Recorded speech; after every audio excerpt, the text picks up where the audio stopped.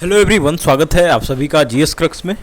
आज के इस वीडियो में हम देखेंगे लावा, एसिडिक बेसिक लावा के बारे में, कंपोजिट कोन्स के बारे में, कैल्डेरा क्या होता है इसके बारे में हम देखेंगे। और दूसरी और भी चीज़ें हैं जैसे टेफ्रा है, वोल्केनिक कोन है, कैल्डेरा है, लहर क्या है, और जो है टाइप्स ऑफ इरप्शंस के बारे में देखेंगे, कितने प्रकार के होते हैं, कैसे इरप्शंस होते हैं, composite cone, cinder cone, parasite cones, shield cone, और एक्सक्लूसिव लैंडफॉर्म और इंट्रूसिव लैंडफॉर्म में क्या डिफरेंसेस हैं। इन सारी चीज़ों को जो है हम इस वीडियो में देखने वाले हैं। तो चैप्टर 3 और 4 में ही जो है आपको ये भी मिल जाएगा, एनसीईआरटी के चैप्टर 4 और 3rd चैप्टर में जो है आपको ये चीज़ें मिलेंगी। अगर हम देखें तो लावा जो होता है ये दो तरह का होता है भाई। तो लावा जो है दो तरह का होता है, एक एसिडिक होता है, एक बेसिक होता है। एसिडिक जो होता है वो हनी की तरह होता है, यानी शहद की तरह होता है, मोटा थिक।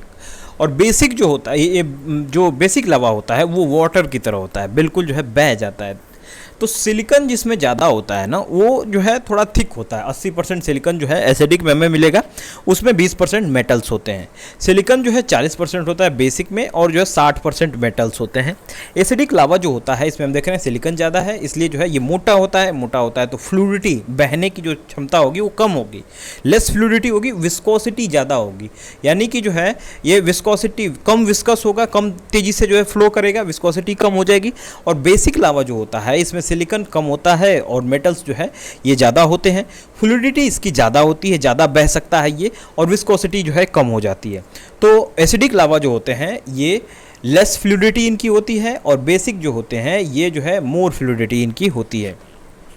तो एसिडिक लावा जो देखेंगे वो थोड़ा ऊंचा होते हैं भाई, लंबे दिखते हैं हमें। और बेसिक लावा जो है ये सील्ड की तरह दिखते हैं हमें, जो है दिखते हैं ये बिल्कुल चिपटे हुए। क्यों दिखते हैं चिपटे हुए? एसिडिक लावा जो होता है ये जब जो है ये जब लावा निकलता है तो ये तुरंत जमने लगता है भाई यहाँ, और जमकर जो है तुरंत ये ऊंचा उठता जाता है। लेकिन जो बेसिक लावा होता है ना ये बह जाता है, यहाँ से निकला और तुरंत बह के जो है किनारे इधर चला गया, तो सील्ड की तरह माउंटेन बनाएगा।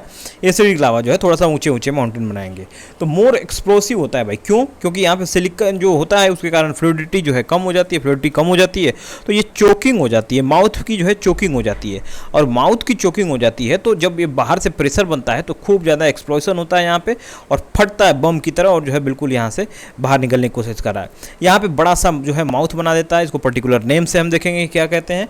और जो है ये एसिडिक लावा जो होते हैं इस तरह से इसका जो है फंक्शनिंग होता रहता है। बेसिक लावा जो है बहता रहता है, इसमें एक्सप्लोरेशन कम होता है। तो लेस एक्सप्लोरेशन जो है इसमें बेसिक लावा में हमें देखने को मिलता है। इसके बाद हम देखें कि प्लेट टेक्टोनिक जो थ्योरी थी ना, इसमें कुछ बेसिक लावा भी निकल के आ जाते थे एसिडिक लावा के साथ में। तो ये बिल्कुल अलग अलग जो बाइफरकेट कर दिया था प्लेट टेक्टोनिक थ्योरी ने, उसका ड्रॉबैक था भाई, इस बात का ध्यान रखिएगा। इसके बाद हम कुछ इंपॉर्टेंट टर्मिनोलॉजी देखें जो हमें देखने को मिलती है। तो क्रेटर्स होते हैं भाई, वेल्कनो इसी से कम आता है, जो है पाइप के जैसा होता है, और इसी से जो है वेल्कनोस जो है ये लावा जो है वेल्कनोस से बाहर आते हैं। कैल्डेरा जो है बड़ा मुंह होता है, जिसमें मैं बता रहा था कि एक्सप्लोजन होता है तो बड़ा मुंह बना देता है, बड़ा माउथ जो है होता है, उसको हम कैल्डेरा कहते हैं एक्सप्लोजन के कारण। वोल्केनिक कोन जो है बनते हैं जो कंपोजिट कोन्स की तरह ही होते हैं, यानी कि जो है लेयर बाय लेयर बनते जाते हैं, और इसी को जो है हम वोल्केनिक कोन कहने लगते हैं। और जब बहुत सारी लेयर्स हो जाती है कंपोजिट कोन्स कहने लगते हैं। टेफ्रा क्या होता है भाई?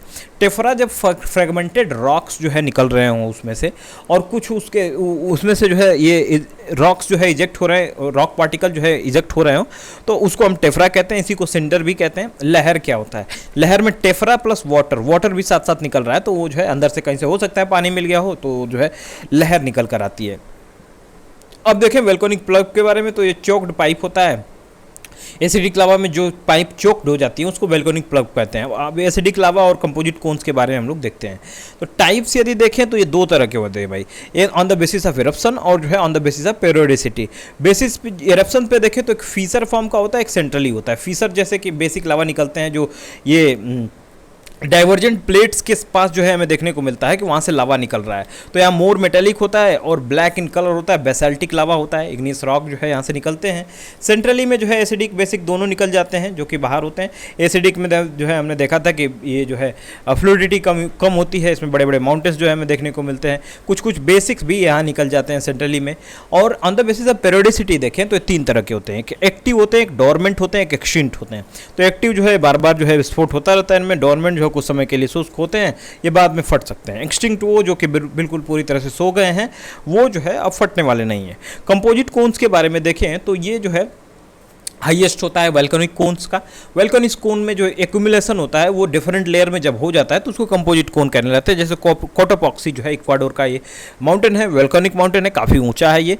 सिंडर कोन क्या होता है, जब लावा कम निकलता है और धुआं पानी ज़्यादा निकलता है, धुआं और पानी जो है उसमें निकलता है और जो है उसमें से जो है हमें लावा कम निकलता दिखता है तो उसको हम सिंडर कोन कहते हैं। पैरासाइट कोन्स किसे कहते हैं, ये बहुत सारे ब्रांचेज उसमें बन जाती हैं, एक पाइप से जो है नहीं ये लावा आता है, उसमें कई सारे ब्रांचेस से निकलने लगता है तो पैरासाइट जो है कौन सा हम उसको कहते हैं। सिल्ड कोन बेसिक लावा वाला होता है, भाई मैंने बताया था कि उसमें जो तुरंत बह जाएगा तो ऊंचा माउंटेन कहाँ बनाएगा, वो तो सिल्ड बना देगा। अब एक्सक्लूसिव लैंडफॉर्म के बारे में ये ऊपर हमने पढ़ा। इंट्रूसिव लैंडफॉर्म के बारे में देखें तो ये जमीन के अंदर जो ये चीज़ें जम जाती हैं, जब लावा जमता है तो यहाँ पे भी जो है कुछ ये लैंडफॉर्म बनाते हैं। जैसे हॉरिजेंटल बेड मैग्मा जो है जमता है जिसको हम सील कहते हैं, परपेंडिकुलर जो जमता है उसको डाइक कहते हैं और स्मॉल डोम शेप में जो जमता है उसको लैकोलिथ कहते हैं। कन्वेक्स शेप जो है इसका होता है। फैकोलिथ जो है एंटीक्लाइन सिंक्लाइन हमें देखने को मिलता है, इसके ऐसे जो है ऐसे करके इसमें देखने को मिलता है। लोपोलिथ जो होता है ये जो है कनकेव लेंस की तरह जो है हमें उल्टा ये दिखता है। तो ये कुछ इंट्रूसिव लैंडफॉर्म है, नाम कभी कभी जो है पूछता रहता है, इसका ध्यान रखिएगा। तो इसमें हमने देखा था कि जो है ये वोल्केनिक लैंडफॉर्म दो तरह के होते हैं, एक्सट्रूसिव होता है, एक इंट्रूसिव होता है।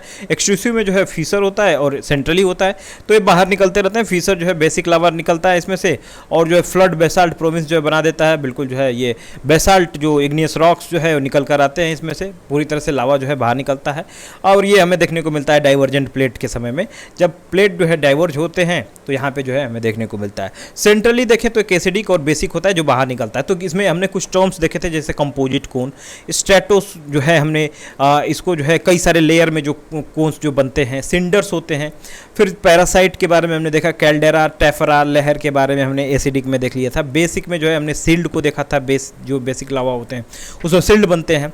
और इंट्रूसिव जो जमीन के अंदर ही जो बनते हैं, बैथोलिथ, पैरेलल बैथोलिथ होता है, फिर सील होता है, डाइक होता है, लैकोलिथ होता है, लोकोलिथ होता है, फैकोलिथ होता है। तो इसमें अलग अलग जो है शेप में हमने ऊपर देखा था कि किस प्रकार जो है ये चीज़ें बनती हैं। तो इस बात का जो है ध्यान रखेंगे कि वोल्केनिक लैंडफॉर्म जो है दो तरह के होते हैं, एक्सटेंसिव और इंट्रूसिव।